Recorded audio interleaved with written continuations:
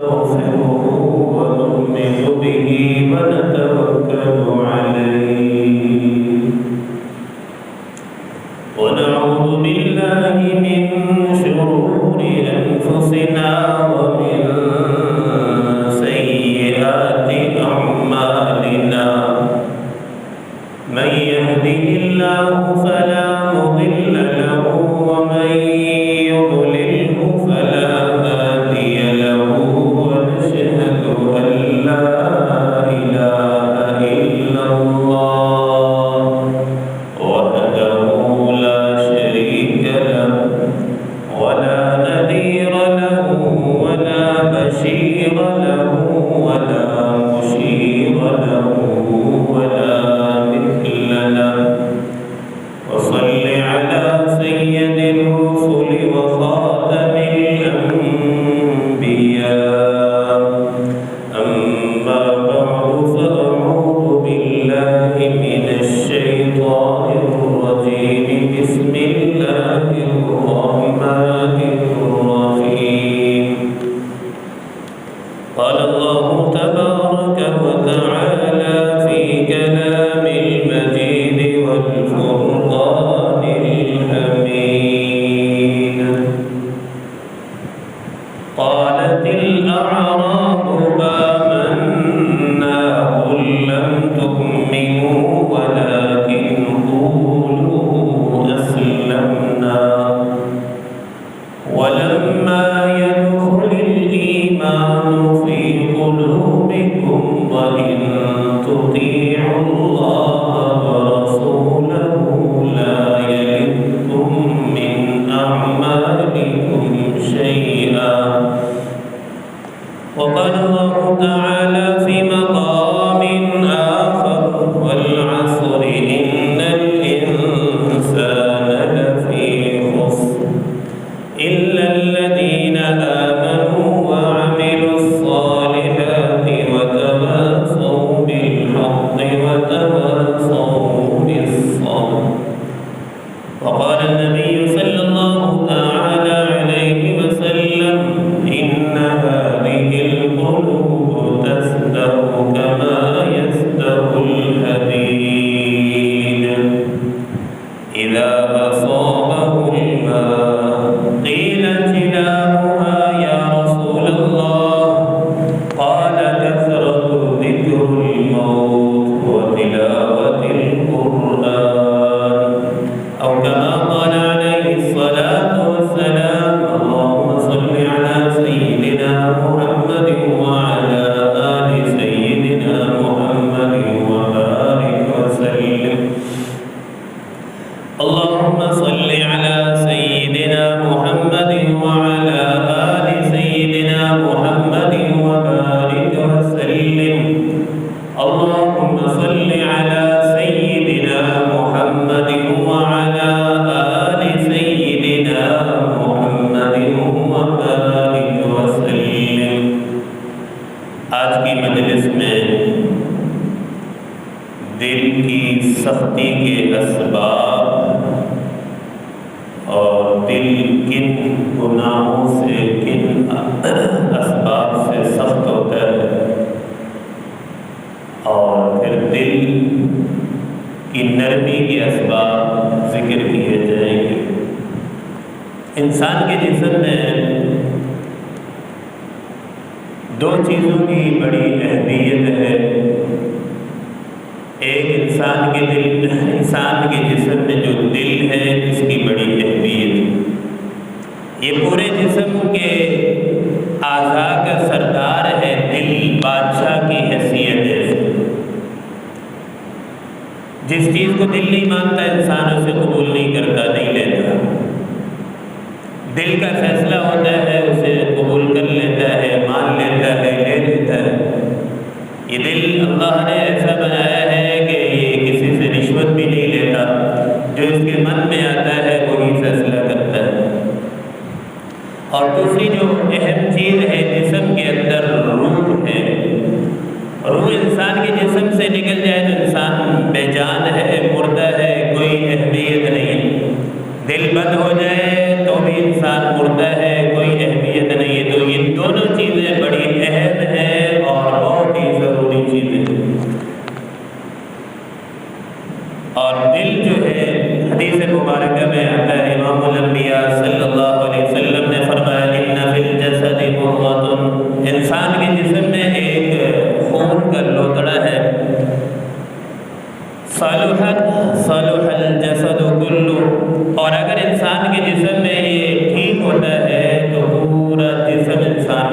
کام کرتا ہے۔ وَإِذَا فَسَدَتْ فَسَدَ الْجَسَدُ كُلُّهُ، اور اگر یہ خراب ہو گیا پورا انسان کا جسم خراب ہو جاتا ہے۔ کیا مطلب ہے؟ اس حدیث کا منشا کیا ہے؟ اس حدیث مبارکہ کا منشا یہ ہے کہ جب انسان کا دل بنا ہوتا ہے تو پھر انسان کی آنکھ غلط نہیں دیکھتی۔ دل جب بنا ہوا ہوتا ہے تو کان غلط چیز نہیں سنتے۔ دل جب بنا ہوا ہوتا ہے تو پھر انسان کا دماغ غلط نہیں سوچتا۔ دل جب بنا ہوا ہوتا ہے تو انسان کے ہاتھ کسی غلط کام میں نہیں جاتے۔ دل جب بنا ہوا ہوتا ہے تو پھر انسان کے پاؤں کسی غلط کام کی طرف نہیں ہوتے۔ اور یہ دل بنتا کہاں ہے؟ یہ دل اہل دل والوں سے بنتا ہے۔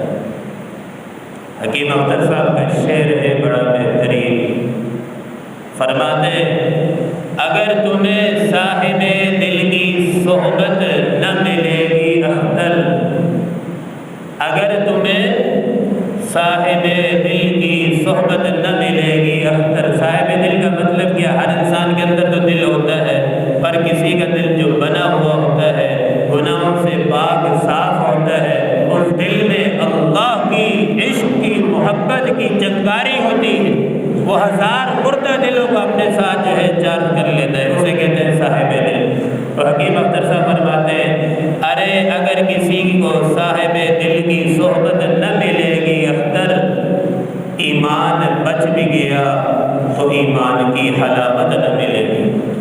مطلب کیا ہے؟ اللہ والوں کے ساتھ جڑنے کی وجہ سے انسان کا ایمان بچ جاتا ہے اور ایمان کی حلاوت بھی نصیب ہوتی ہے۔ اور اگر اہل دل کی صحبت نہ ملے، انسان ایمان بچا بھی لے لیکن حلاوت ایمان کی نصیب نہیں ہوتی۔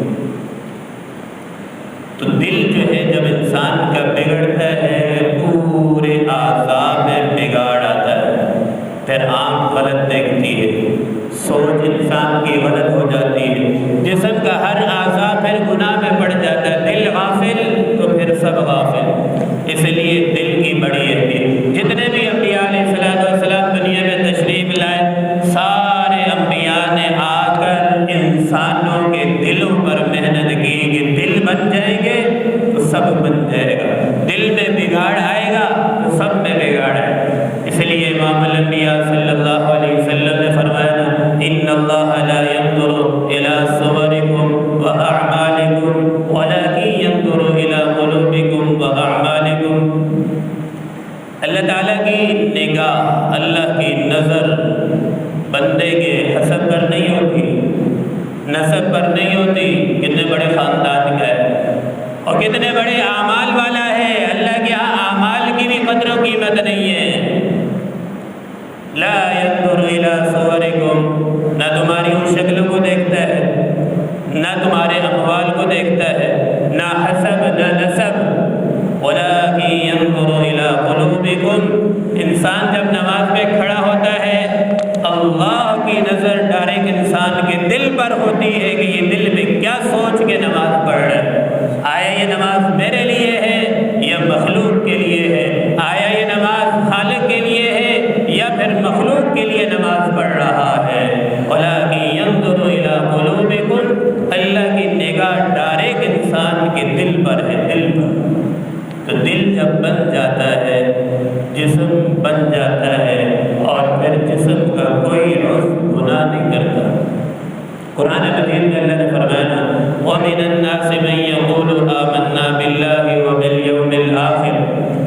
امام الانبیاء صلی اللہ علیہ وسلم کے زمانے میں پاکیزہ زمانہ ہے، معطر زمانہ ہے، جس زمانے میں نبی ہو، نبی کی صحبت جس کو مل جائے کتنی بڑی نعمت ہے۔ لیکن نبی کے زمانے میں منافقین بھی ہوتے تھے، صف اول میں نماز پڑھ رہے ہیں، آقا سے کہتے ہیں یا رسول اللہ صلی اللہ علیہ وسلم آمنا، ہم آپ پر ایمان لائے، باللہ و بالیوم الآخر، اللہ پر بھی ایمان لائے، آپ پر بھی، آخرت پر بھی ایمان لائے۔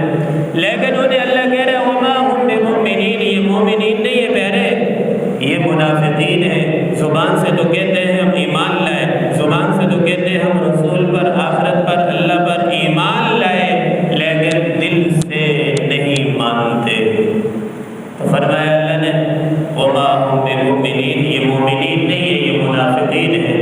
تو پتہ یہ چلا کہ دل جب بن جاتا ہے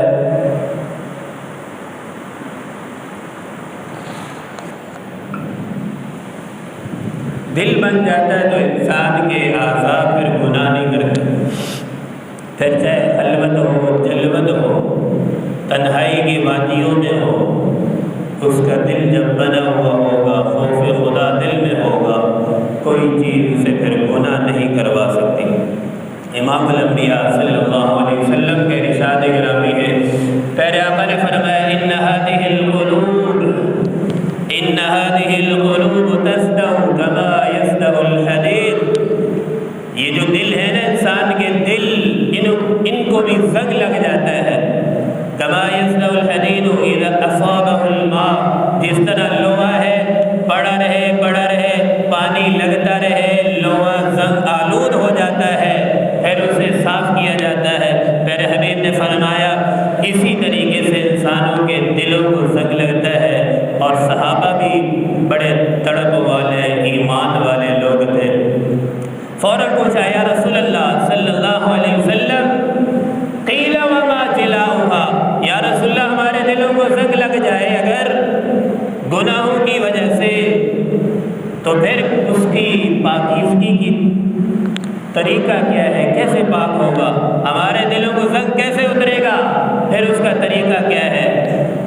اللہ کے نبی نے فرمایا قیل وما جلاؤها یا رسول اللہ قال کثرت الموت، فرمایا کثرت ذکر الموت، پھر موت کو کثرت سے یاد کرو۔ کیا مطلب ہے بیٹھ کے موت کرتے رہے؟ کیا طریقہ ہے یاد کرنے کا؟ پیارے آقا کے فرمان سے یہاں سے یہ پتہ چلتا ہے کہ ہر ہفتے قبرستان بھی جانا چاہیے، جا کر سوچیں اس قبر میں پڑا ہوا جو بندہ ہے یہ میرے سے حسن و جمال میں کہیں زیادہ تھا، مال و دولت میں، آہ و جلال میں، رتبے میں، آج کوئی اسے پوچھنے والا نہیں ہے، قبروں کے اوپر سے گزر رہے ہیں، کوئی اسے سلام کرنے والا نہیں، کوئی اسے ایصال ثواب کرنے والا نہیں ہے، ایک دن آئے گا میرا ٹھکانہ بھی یہی ہوگا۔ اس لیے شاعر کہتا ہے ذرا سنبھل کے چل، یہ چل چلوں کا راستہ ہے، 4 دن کی زندگی ہے۔ آدم صفی اللہ نہ رہے، موسیٰ کلیم اللہ نہ رہے، عیسیٰ روح اللہ نہ رہے، تو ہم کیا رہیں گے جب رسول خدا نہ رہے۔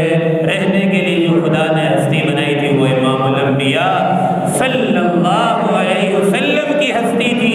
اگر رہتی اس دنیا میں، اس دنیا کے قابل اگر رہنے کے قابل تھی تو وہ ہستی امام الانبیاء کی تھی۔ جب امام الانبیاء نہ رہے تو ہم کیا رہیں گے؟ تو دنیا میں ہم آئے ہیں جانے کے لیے۔ جب انسان پیدا ہوتا ہے، انسان کے پیدا ہونے کے بعد ہر انسان کی پیشانی پر لکھا جاتا ہے الموت، الموت سے مرنا ہے۔ پیدا ہونا ہی یہ حادثہ ہے اور یہ پیش مقدمہ ہے کہ اسے موت آنی ہے، بچنا نہیں۔ کل نفس ذائقۃ الموت۔ تو میرے آقا نے فرمایا کثرت ذکر الموت، موت کو کثرت سے یاد کرنا۔ قبرستان جانا اس سے وصیت ملتی ہے، دل سے زنگ اترتا ہے،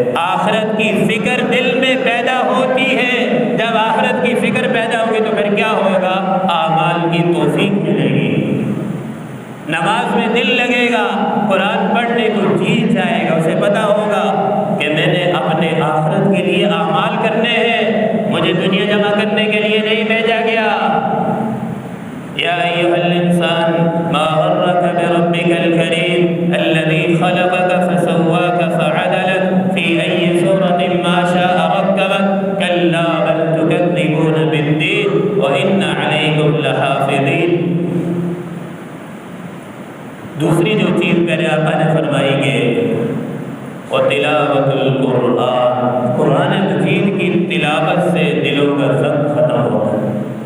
ایک تو موت کو یاد کرو، دوسری چیز میرے آقا نے فرمایا کہ تلاوت قرآن مجید کی تلاوت کرو۔ اس لیے بزرگ فرماتے ہیں کہ انسان روزانہ کی بنیاد پر قرآن مجید کی تلاوت کرے، صبح کا آغاز ہی تلاوت قرآن پاک سے کرے۔ جب آدمی سورۃ یاسین سے آغاز کرتا ہے صبح کا، تو حدیث مبارکہ میں آتا ہے جس دن آدمی اپنی ابتدا سورہ یاسین کی تلاوت سے کرتا ہے تو اس کے پورے دن کے کام اللہ رب العزت جو ہے آسان فرما دیتا ہے۔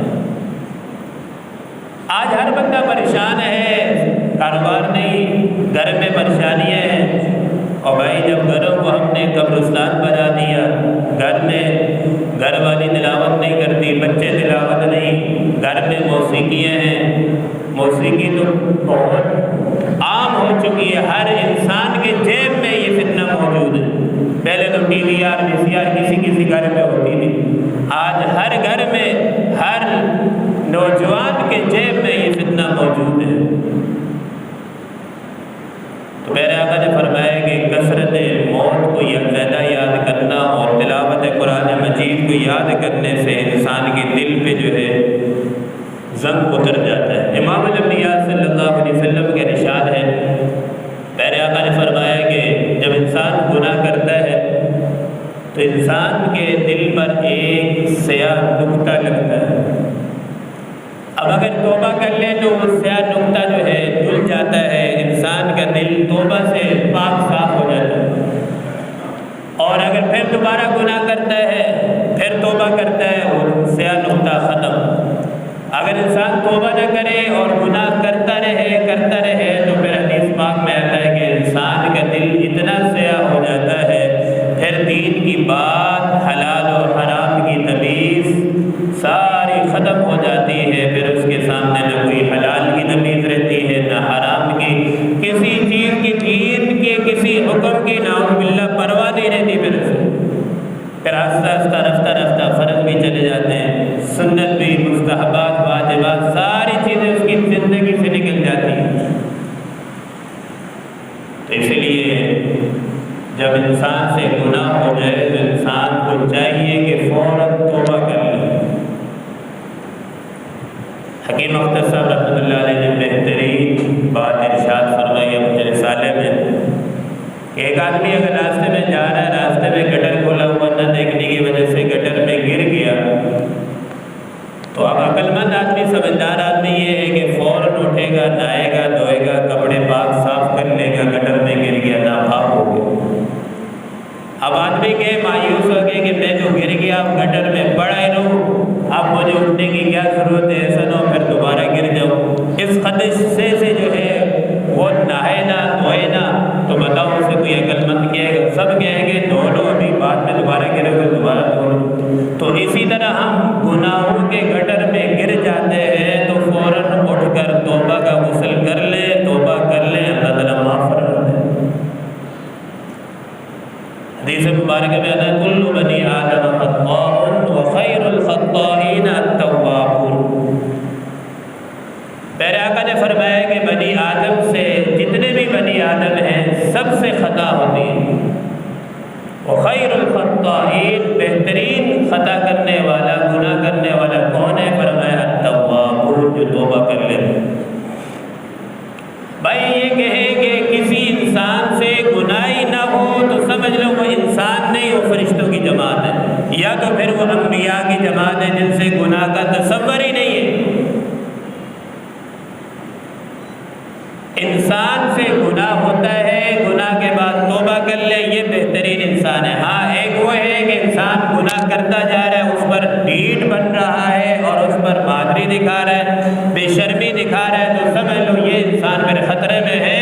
ایسے انسان کو اللہ تعالیٰ توبہ کی توفیق نصیب نہیں فرماتا، یہ کلمے کی موت اسے نہیں ملے گی، بغیر توبہ کے دنیا سے جائے گا، ایمان خاتمہ نہیں ہوگا، اسے خاتمہ سوء سے ملے گا۔ تو اس لیے گناہ کے بعد فوراً توبہ، ڈیٹ نہ، بادری نہ۔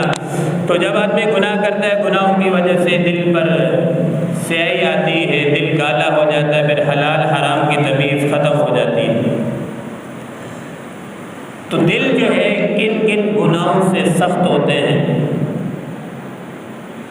سب سے پہلی جو چیز ہے جس سے گناہ کی وجہ سے جو ہے دل سخت ہوتا ہے، وہ ہے کفر ہے۔ کفر ایک تاریکی ہے، ظلمت ہے، جس کی وجہ سے انسان کے جو ہے دل بالکل سیاہ ہو جاتا ہے اور دل سخت ہوتا ہے، بدبختی کی علامت۔ اور ایمان سے انسان کا دل منور ہوتا ہے، روشن ہو جاتا ہے۔ اس لیے آپ نے دیکھا ہوگا کئی اہل ایمان ایسے ہیں جب ان کے سامنے قرآن مجید پڑھا جاتا ہے یا رسول اللہ صلی اللہ علیہ وسلم کی احادیث مبارکہ یا کوئی فرمان سنایا جاتا ہے، زادتہم ایمانا، قرآن پاک میں اللہ نے اہل ایمان کی تعریف فرمائی کہ ان کے سامنے جب قرآن پڑھا جائے، اللہ کا فرمان پڑھا جائے، زادتہم ایمانا، ان کے ایمان میں اضافہ ہوتا ہے، ان کے دل نرم ہوتے ہیں اور فوراً آنکھوں سے ٹپ ٹپ آنسو گرتے ہیں۔ یہ کب؟ جب ایمان بنا ہوتا ہے، دل نرم ہوتا ہے اور اللہ اس کے رسول کی بات کو قبول کرتا ہے دل۔ اور جب دل سخت ہو جاتے ہیں تو پھر جتنی مرضی پورا قرآن سنا دے، ان کی آنکھوں سے آنسو نہیں نکلے گے۔ اور ایک دوسرا جو حدیث پاک میں آتا ہے، جب آدمی ایک جمعہ چھوڑتا ہے بلا کسی شرع عذر کے، تو اس کے دل پر بھی ایک سیاہ دھبا لگتا ہے۔ اگر وہ توبہ کر لے تو وہ دھبا مٹ جاتا ہے، پھر دوسرا جمعہ چھوڑے، تیسرا چھوڑے، تو اللہ تعالیٰ اس کا نام غافلین کی صف میں شامل فرما دیتے ہیں۔ قرآن مجید میں اللہ نے فرمایا نا وَأْمُرْ أَهْلَكَ بِالصَّلَاةِ وَاصْطَبِرْ عَلَيْهَا لَا نَسْأَلُكَ رِزْقًا نَحْنُ نَرْزُقُكَ وَالْعَاقِبَةُ لِلتَّقْوَىٰ۔ اللہ پاک فرما رہے ہیں کہ اپنے گھر والوں کو حکم دیجئے کہ وہ بھی نماز پڑھے اور خود بھی نماز کو قائم کرے۔ لا نسألک رزقا، اللہ پاک فرماتے ہیں ہم تم سے رزق کا سوال نہیں کرتے، نحن نرزقک، رزق تو ہم دینے والے ہیں۔ اتل ما اوحی الیک من الکتاب واقم الصلاۃ ان الصلاۃ تنہی عن الفحشاء والمنکر ولذکر اللہ اکبر۔ اللہ پاک فرماتے ہیں کہ بے شک نماز جو ہے انسان کو بے حیائی، برے کاموں سے، بیہودہ باتوں سے روکتی ہے۔ اب ہم اگر نماز بھی پڑھ رہے ہیں، بات نکل کر نجی زندگی میں جو ہے جھوٹ بھی چل رہا ہے، کاروبار میں دھوکہ بھی چل رہا ہے، سارے کام ہو رہے ہیں، حالانکہ اللہ کا فرمان ہے تنہی عن الفحشاء والمنکر، نماز میں حیائی اور برے کاموں سے روکتی ہے، تو پھر بھائی نماز یہاں کیوں نہیں روک رہی؟ اس لیے کہ جو نماز مقصود ہے، جاندار جو نماز ہے، وہ ہمارے پاس وہ نماز نہیں ہے۔ نماز کے آداب پورے نہیں، نماز کے لیے وضو کر رہے، وضو ٹھیک نہیں ہے۔ امام الانبیاء صلی اللہ علیہ وسلم نے فرمایا وَإِن كُنْتَ عَلَى نَهْرٍ جَارٍ فَاقْتَصِرِ الْمَاءَ، حالانکہ حضور صلی اللہ علیہ وسلم کا جو وضو تھا کتنے کم مقدار میں پانی استعمال فرماتے ہیں۔ جب آپ وضو کرتے ہیں تو اتنا پانی بہاتے ہیں جس سے انسان کی جو نماز کی روحانیت ملنی ہوتی ہے نا، وہ ضائع ہو جاتی ہے۔ وضو میں جب ہم سنت کے مطابق وضو کریں گے، پانی کا کم استعمال کریں گے، تو یاد رکھیں وہ نماز میں روحانیت لے کر آئے گا۔ جب وضو ہمارا سنت کے خلاف ہوگا تو سمجھ لیں وہ نماز میں روحانیت پیدا نہیں کر سکتا۔ پیارے آقا صلی اللہ علیہ وسلم نے فرمایا نا وَإِن كُنْتَ عَلَى نَهْرٍ جَارٍ، اگر تم جاری نہر کے اوپر، دریا کے اوپر بیٹھ کر وضو کر رہے ہو نا، تب بھی کم پانی استعمال کرو، کم پانی کا حکم دیے گئے، زیادہ نہیں۔ اور دوسری جو چیزیں ہیں ہمارے دل کو جو ہے سیاہ کرتی ہے، جس سے ہمارا دل جو ہے سخت ہو جاتا ہے، وہ ہے گناہوں کی وجہ سے۔ جب انسان گناہ کرتا ہے تو انسان کا دل اس سے سخت ہو جاتا ہے، اور جب دل سخت ہوتا ہے تو پھر یہ بدبختی کی علامت ہے، پھر کوئی دین کی بات انسان سننے کو جی بھی نہیں چاہتا۔ حضرت امام فضیل بن عیاض رحمہ اللہ نے بدبختی کی 5 نشانیاں لکھی۔ غنیۃ الطالبین میں یہ 5 نشانیاں موجود ہیں۔ پہلی یہ ہے، حضرت فضیل بن عیاض فرماتے ہیں کہ بدبختی کی پہلی علامت یہ قسوۃ القلب، دل انسان کا سخت ہو جاتا ہے۔ دوسری نشانی یہ ہے جمود العین، کہ اس کی آنکھوں سے آنسو نہیں آئیں گے، چاہے اس کے سامنے پورا قرآن مجید بیان کر دو، سنا دو، اس کی آنکھوں میں آنسو نہیں آنا، دل اس کا سخت ہے۔ اور تیسری بات یہ ارشاد فرمائے نشانی کہ طول العمل، وہ لمبی لمبی امیدیں باندھے ہیں۔ موت سر پہ کھڑی ہے، لمبی لمبی امیدیں، یہ کرنا ہے، یہ کرنا ہے، یہ کرنا، سارے منصوبے ذہن میں، اور انسان کو خبر بھی نہیں ہوتی کہ کس موڑ میں انسان کی شام ہو، اور انسان غافل چل رہا۔ امام غزالی رحمہ اللہ فرماتے ہیں کہ غافل انسان، کیا خبر تجھے جس کپڑے سے تیرا کفن بننا ہے، ہو سکتا ہے وہ کپڑا مارکیٹ فیکٹری میں بن رہا ہو اور تجھے خبر بھی نہ ہو۔ اور تیسری چوتھی وہ ہے کہ لمبی لمبی امیدیں باندھتا ہے۔ دیکھیں آپ صلی اللہ علیہ وسلم کی عمر مبارک 63 برس تھی، حضرت ابوبکر کی عمر 63 برس، حضرت عمر کی عمر 63 برس۔ اور حدیث مبارکہ میں امام الانبیاء صلی اللہ علیہ وسلم نے فرمایا کہ میراتی و 70 سنۃ، میری امت کی عمر کے جو لوگ ہوں گے ان کی عمریں ہوں گی 60 سے 70 کے درمیان۔ کوئی اکا دکا جیسے اللہ کی طرف سے پیکج مل جائے 100 110 شاد و نادر کوئی اکا دکا ہو، اور نہ 60 70 یہی عمر ہے۔ یہ تو انسان کو سمجھے سیدھا ہو کے بیٹھنے میں یہ ساری عمر نکل جاتی ہے۔ آخرت کے حساب سے 2.5 منٹ کی زندگی ہے، تو اس 2.5 منٹ کی زندگی کو اللہ کے حکموں کے مطابق بنا لے گا، اللہ تعالیٰ آخرت میں اسے نوازیں گے، دنیا میں بھی آخرت میں بھی۔ اور چوتھی جو نشانی ہے بدبختی کی وہ یہ ہے کہ اس کا دنیا کی طرف میلان بڑھ جاتا ہے۔